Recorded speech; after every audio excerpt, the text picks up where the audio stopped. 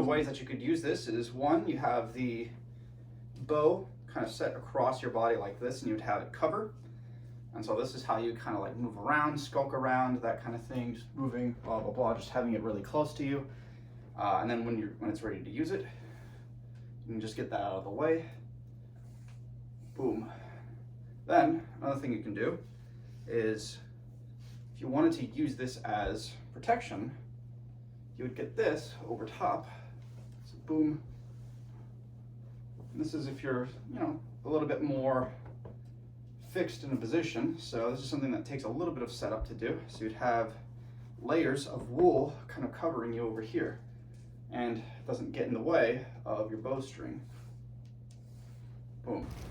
So Chlamys can be worn a multitude of different ways, including, but not limited to, not even the traditional way. You could actually wear it this way, kind of like this. And if you wanted to get it out of the way, boom, you just get that up, boom, get that up, and then already ready to go. One function that wool cloak can have is having an extra layer of protection. So you would wear it over here, and you would specifically use the opening on the non-dominant side, or sorry, the dominant side, my bad. Then you would actually get this up over top. And what this happens is that now this is layering up, this is wool. So now you're layering up the wool here, so it actually kind of acts almost like a corselet. So it actually gives some extra layer of protection. So then move, and something were to hit you here, it would actually kind of cushion it a bit. Maybe not necessarily completely stop the penetration, but it could definitely make it a little bit more survivable, you could say.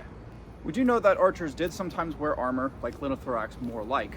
One of the reasons why linothorax is even adopted is because it's lighter, a little bit cheaper to produce, easier to move around in, and so even hoplites would have used such a thing. So archers, who costed about 10% of Athens' state budget anyways, and were pretty well accommodated, so much so that many of them could even afford to have slaves and servants accompany them to battle. You can definitely say that they probably would have had a lot of equipment along with them, including things like swords, enough arrows, and even kind of state-of-the-art sort of military technology such as composite bows, although it's kind of impractical to think that this would have been the case all the time. And in fact, because there's just not really a single Greek bow and there's not a single Greek people, they wouldn't have used one single type anyways. They could have had bows inspired by Persian bows, bows inspired by Scythian bows, and all that stuff.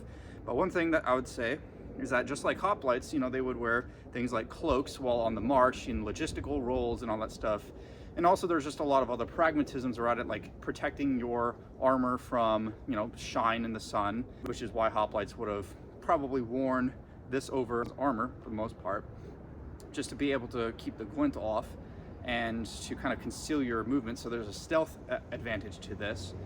And simultaneously, say like you're a scout, which we know that a lot of archers would have been things like scouts and skirmishers and all that, then wearing a cloak is just a great way, one, to be able to help better conceal yourself, and two, to kind of keep you warm, because you're going to be outside for quite a long time, mostly. I really like this Chlamys. I got it from the Saxon Herald on Etsy, so if you want to pick it up, you can definitely do it. I recommend it. It's very comfy. It's also just great for winter wear because it's the middle of December right now. So I'll continue to be using this. I'm going to incorporate this into my reconstruction of Athenian military archery through the classical period. Yes, a very tall order to try to figure this stuff out, but we definitely have enough source material on their operational methods that we can actually come to some reasonable conclusions on. And one of those conclusions is that some of them, in some situations, could have been wearing a Chlamys, just like hoplites would.